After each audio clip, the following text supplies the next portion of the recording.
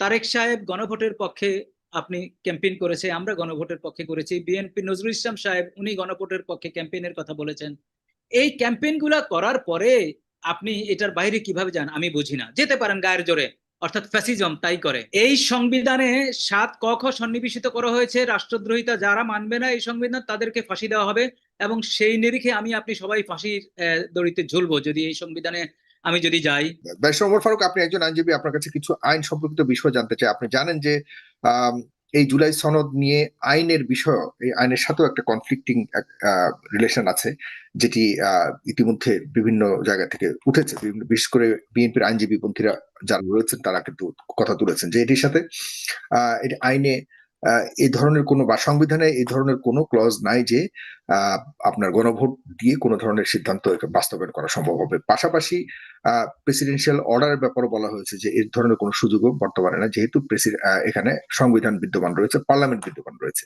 সেই জায়গাতে আপনি এই বিষয়গুলিকে আসলে এই মুহূর্তে বিএনপির অবস্থান আর বিপরীতে গণ ভোটের বাস্তবায়নের কে ভিত্তি করে জামাত ইসলামের যে মুখোমুখি অবস্থান, এখানে কিভাবে এটাকে আপনি ইয়ে করবেন? আপনার কাছ থেকে শুনতে, বিশ্লেষণ শুনতে চাই।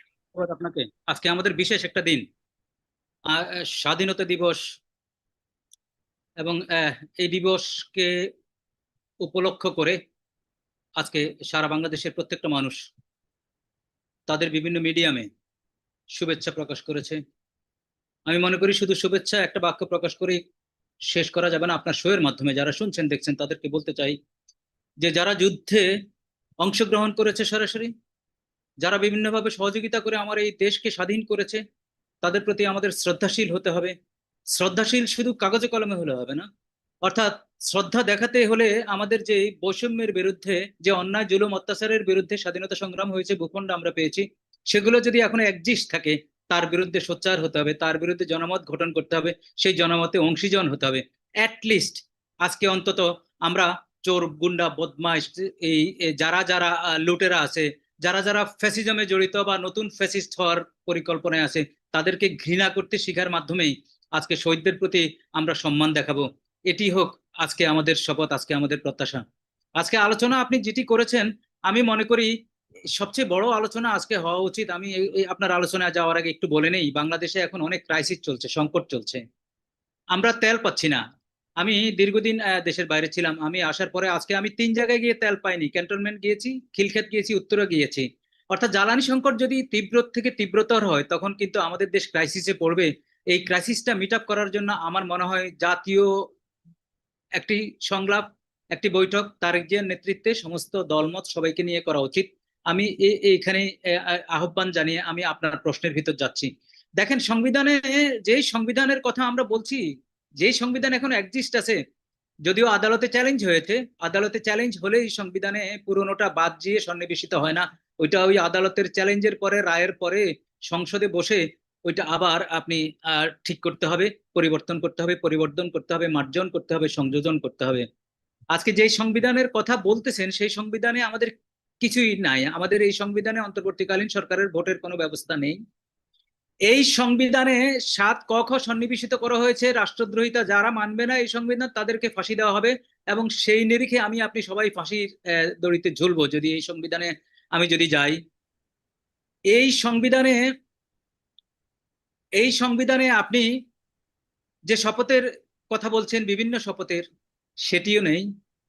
এই সংবিধানে জনগণের ক্ষমতায়নের কথা বলেছে 7-এ, অর্থাৎ জনগণ উইলটা, জনগণের প্রত্যাশাটাই সংবিধান হবে। সংবিধান জনগণের জন্য, জনগণের, জনগণ সংবিধান তৈরি করে জনগণের জন্য। আগে আবার আবার আমি জেনারেল প্রিন্সিপালটা বলি, অর্থাৎ এই সংবিধানটা জনগণের বিভিন্ন কাঙ্ক্ষিত চাহিদার কারণে জনগণ বসেই তো ঠিক করেছে না, সংবিধান ঠিক করে জনগণের চাহিদা ঠিক করেছে না। আবার বলি, আপনি ক্রাইসিসটা মিট আপ করার জন্য জনগণ বসে এই সংবিধান তৈরি করেছে, যে এই সংবিধান কিভাবে তাদের ক্রাইসিসটা মিট আপ করবে, এবং এই ক্রাইসিসে পড়লে বা নতুন ক্রাইসিস আসলে কিভাবে তা মিট আপ হবে। গণভোট কেন এসছে? গণভোট তো এসছে যেহেতু এই সংবিধানে এ নাই, অর্থাৎ জুলাই যে সংস্কার কমিশন দীর্ঘদিন বসে দেখলো যে এটা সংবিধানে সন্নিবেশিত করতে হলে গণভোটের প্রয়োজন আছে, তাছাড়া হবে না। প্রেসিডেন্ট অধ্যাদেশ দিয়ে সংবিধানের কোনো কিছু পরিবর্তন করা যায় না, জেনারেল এটা আইন, এটা সবাই বুঝে। এই বুঝার কারণে এই যে সংস্কার কমিশন দীর্ঘদিন বৈঠক করার পরে ইভেন সালাউদ্দিন সাহেব যিনি স্পোকসম্যান, যিনি সব বিষয়ে পণ্ডিত, যিনি সংবিধানে অনেক পণ্ডিত, আমরা তো অনেক সময় লজ্জা পাই যে সাংবিধানিক কোর্টে মামলা করি, দীর্ঘ 25 বছর সাংবিধানিক কোর্টে কাটিয়ে দিয়েছি, কিন্তু ওনার মাঝে মাঝে কিছু বয়ানে তো আমি লজ্জিত হয়ে যাই যে আমি কি ভুল শিখলাম নাকি, নাকি আমাদের যারা শিখিয়েছেন তারা ভুলভাল শিখিয়েছেন। উনি ওনারাই বলেছেন প্রত্যেকটা সংসদ সদস্যের উপর বাধ্যকর হবে যদি গণভোটে এটা জিতিয়ে আসে। অর্থাৎ এটা যেহেতু আইনের ভিতরে নাই, কোনো ফ্রেমের ভিতরে নাই, যার কারণে গণভোট দিয়েই আইনের ফ্রেমে আনা হয়েছে। আবার বলি, সংবিধানে জনগণের উইলের কথা বলছে, জনগণের উইল 70% হয়ে গেছে, এটা এখন ম্যান্ডেটরি, বাধ্যকর। আমার জ্ঞানে, আমার জ্ঞান যদি ভুল হয়ে থাকে ভুল হোক, বাট আমার সাংবিধানিক যতটুকু জ্ঞান আছে, যতটুকু কিছু আছে, তাতে আমার কাছে মনে হচ্ছে যেন এটা বাধ্যকর। আপনি আপনার শোতে বারবার বলেছি সংবিধানটা আমরা যে অবস্থায় আছি এটা মারমেড, আমরা কিছুটা মেনেছি, কিছুটা না মেনে আমরা আমরা রাষ্ট্র পরিচালনা করেছি, ভোট হয়েছে। আজকে যে সংসদ সদস্যের শপথের কথা বলেছে, শপথের ওখানে চিফ জাজ ইলেকশন কমিশনের কথা বলা আছে যদি কাউকে না পাওয়া যায়। তারপরে আপনি যে অধ্যাদেশের মাধ্যমে শপথটা নিয়েছেন সেই অধ্যাদেশের একই প্যারাগ্রাফে তো আপনি আপনার আরেকটা শপথের কথা বলা আছে, আপনি আগে কেন বললেন না? সবচেয়ে বড় কথা, আজকে যিনি স্পিকার তিনি মিডিয়াতে বলেছেন, মানুষকে জেনে শুনে বলেছেন যে আমরা সেদিন বাধ্য হয়ে সই করেছি যদি ভোট না হয়। তাহলে এটা এটা বড় ভয়ঙ্কর একটা তথ্য, ভয়ঙ্কর একটা চিত্র। তারেক সাহেব গণভোটের পক্ষে আপনি ক্যাম্পেইন করেছে, আমরা গণভোটের পক্ষে করেছি, বিএনপি নজরুল ইসলাম সাহেব উনি গণভোটের পক্ষে ক্যাম্পেইনের কথা বলেছেন। এই ক্যাম্পেইন গুলা করার পরে আপনি এটার বাইরে কিভাবে যান আমি বুঝি না। যেতে পারেন গায়ের জোরে, অর্থাৎ ফ্যাসিজম তাই করে, মানুষের মতকে তোয়াক্কা না করার তো ফ্যাসিজম, আর তো কিছু না। মানুষকে ভয় পাওয়াটাই ফ্যাসিজম, অর্থাৎ ভয় পেয়ে সে উল্টাপাল্টা করাটাই ফ্যাসিজম। আপনি 60% মানুষ যেখানে মেজরিটি আপনাকে বলেছে যে আপনি এতদিন ধরে সব রাজনৈতিক দল আপনি যা যা আয়োজন করেছেন সেই আয়োজনকে আমরা সমর্থন জানাই, এটা তো জনগণ করেনি, রাজনৈতিক দলগুলো করে জনগণকে বলছে আমরা করেছি তোমরা সাপোর্ট করো কিনা। দেখেন প্রত্যেকটা রাজনৈতিক দল, তারপর ক্যাম্পেইন করেছে প্রত্যেকটা রাজনৈতিক দল। আজকে যদি কেউ বলে কোনো রাজনৈতিক কর্মী ভাই এটা কেউ বুঝে না, তো সেটা তার অক্ষমতা, সে আইদার বুঝাতে পারেনি অথবা নিজে বুঝেনি। প্রত্যেকটা রাজনৈতিক দলের সেন্ট্রাল থেকে বোঝানো হয়েছে, আর প্রান্তিক জনগণ কিন্তু একদমই এইটার টোটো যে 100 বা 74 বা 80টা যে ক্লজ গুলো এগুলো বোঝার কথাও না, বোঝার বিষয়ও না। বোঝার বিষয় হয়েছে যে একটা ফ্যাসিজমের পতন হয়েছে, একটা বিপ্লব হয়েছে, জুলাই সনদ হয়েছে, এই সনদ চার্টার যেটি হয়েছে সেটি মুক্তির চার্টার বলে মানুষ রায় দিয়েছে, এবং 31 দফার ম্যাক্সিমাম তো এই চার্টারের ভিতরে আছে। এটা মানা না মানার বিষয় না। এটি এখন আমি আমি যেটা মনে করি, এটা এই এই এই ধরনের বিতর্কে যাওয়া মানে একটা কেওয়াস তৈরি করা, অনৈক্য তৈরি করা। দেখেন অনৈক্য তৈরি করলে কিন্তু রাষ্ট্র দুর্বল হয়ে যায়, অনৈক্য তৈরি করার কারণেই তো শেখ হাসিনার পলায়ন হয়েছে, অনৈক্যের কারণেই তো। আবার ঐক্যের কারণেই ওনাকে এই ফ্যাসিজম দূর দূর করা সম্ভব হয়েছে। অর্থাৎ আজকে যারা সরকারে আছেন তাদের তো উচিত হবে যে ঐক্য ধরে রাখা, মিনিমাইজ করা। আপনাকে আজকে বোঝাতে হবে আপনি এই জুলাই সনদের বাস্তবায়ন না করলে অথবা এই শপথ যে নেন নাই এতে জনগণের কি উপকার হয়েছে, আর শপথ নিলে কি অপকার হবে, এটা বোঝাতে হবে। বিরোধী দলকেও বোঝাতে হবে এই জুলাই সনদ যদি ফেইড হয়ে যায়, ফ্রাস্ট্রেট হয়ে যায়, তাহলে আমরা কোথায় যাব। আপনার সঙ্গে আমি বারবার বলেছি, দেখেন 71-কে আমরা 72-এ ভুলে গেছি, এটা তো সত্যি। ভুলে গিয়ে ক্রাইসিসে পড়েছি তো। আমরা 90-কে 91-তে ভুলে গিয়ে ক্রাইসিসে পড়েছি। আমি রিপিট করি এই কারণে, 24-কে আমরা ভুলে গেছি। আমি আমি বলতেছি এই কারণে, ভুলে যাওয়ার সংস্কৃতি আমাদের অনেক ক্রাইসিসে নিয়ে যায় আমাদেরকে। আজকে 17 বছর বিএনপি সবচেয়ে বেশি সাফারার হয়েছে, জামাতও হয়েছে। আজকে গুপ্ত সুপ্তের কথা বলেন, জামাত কি বিএনপির ভিতর গুপ্ত ছিল না বা সুপ্ত ছিল না? তারা তো সবার সাথেই ছিল, সবার সাথে থাকার পরেও তো বিএনপি খালেদা জিয়ার সাথে জামাত 20 বছর কন্টিনিউয়াস ছিল, আওয়ামী লীগের সাথে ছিল, এখন এনসিপির সাথে বলতেছে, সবার সাথে ছিল। কেউ নিজের প্রয়োজনে ছিল, কেউ তাদের প্রয়োজনে তাদের সাথে নিয়েছে। এইটা নিয়ে যদি আমরা বিভেদ অনেককে আবার চলে যাই তাহলে তো হবে না। আমি বলছি আমরা একটা ভালোর জন্য আমরা একটা সরকারি দল বিরোধী দল খুব স্ট্রং একটা পার্লামেন্ট আমরা পেয়েছি, এবং এই পার্লামেন্টের অনেক সমালোচনা থাকতে পারে, অনেক পটেনশিয়াল লোকজন এই পার্লামেন্টে গেছে, অনেক ইয়াং গেছে, ইয়াং ব্লাড এই পার্লামেন্টে। যদি অনেক কিছুকে মিনিমাইজ করে, অনৈক্যকে মিনিমাইজ করে ঐক্যে আমরা যদি না আসতে পারি তাহলে কি হবে, সেটি একটি ভয়াবহতা। ভাবুন তো, আপনার মোবাইল ফোনটা আপনি চেক করবে, আপনার বইয়ের সাথে আপনার কনভারসেশন কি হচ্ছে, একটা কনস্টেবল দাঁড় করিয়ে আপনাকে দেখছে, আপনি কোন দলের সাপোর্ট করেন সেই নিরিখে আপনাকে কারাগারে দিচ্ছে।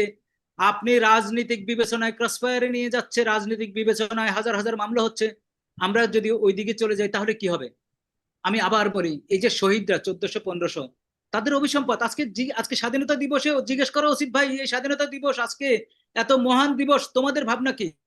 আজকে বাসডুবিতে যে মারা গেছে রাজবাড়ির, এটা দেখা যায় একটা অব্যবস্থাপনা। আপনি গত বছর ঈদযাত্রার কথা ভাবেন, গত বছর ঈদযাত্রার কথা ভাবেন, আর এই বছর ঈদযাত্রার কথা ভাবেন। আপনি যদি গত বছরের তুলনায় এবছর খারাপ করেন, এটা আপনি বিবেচনায় নেবেন না? আপনি মানুষগুলো সড়কে মরে যাচ্ছে সড়ক অব্যবস্থাপনার কারণে, আপনার মন্ত্রীরা বিরক্ত উৎপাদন করে প্রতিনিয়তই, আপনি এগুলা বিবেচনায় নেবেন না? আমার কথা হলো, এইগুলা মানুষ বিবেচনায় যদি না নেয় কোনো সরকার, আর সরকার যদি এই যে আমি মোনাফিকি শব্দটা একটু রূঢ় হয়, মোনাফিকি চরিত্র যদি মনে করে মানুষ কারো ভিতরে যদি থাকে বা এটা যদি প্রকাশ পায়, এটা তো ভয়াবহ রাজনীতির জন্য। আমরা চাই না বিএনপি ফেল করুক, আমরা চাই না জামাত বিরোধী দল হিসেবে ফেল করুক, আমরা চাই না এনসিপি ফেল করুক, আমরা চাই না ডেট্রিমেন্টাল টু দ্য জনগণের কোনো কাজ কোনো কিছু এদেশে হোক। আমরা চাই যে যদি ধরেন, আমি উদাহরণ দিই, তেলের সংকট সারা পৃথিবী ব্যাপী, কিন্তু বাংলাদেশের সরকার থেকে বলা হচ্ছে সংকট নাই। যদি সংকট নাই বলা হয়ে থাকে, তাহলে তুমি তো এনশিওর করবে এজ এ সিটিজেন হিসেবে আমার গাড়ির তেলটা আমি পাচ্ছি না কেন? আমি আজকে যতটুকু ছিল ততটুকু খরচ করে আজকে 3 জায়গায় গিয়ে পাচ্ছি না কেন? আজকে মন্ত্রী বলে তেল না পাইলে আমাকে ফোন করেন, কত স্টুপিড, বিরক্ত উৎপাদন করে। আজকে সড়ক মন্ত্রী বলে ভাড়া কম নিচ্ছে, সড়কে আনন্দ আনন্দ, সড়কে শুধু আনন্দ।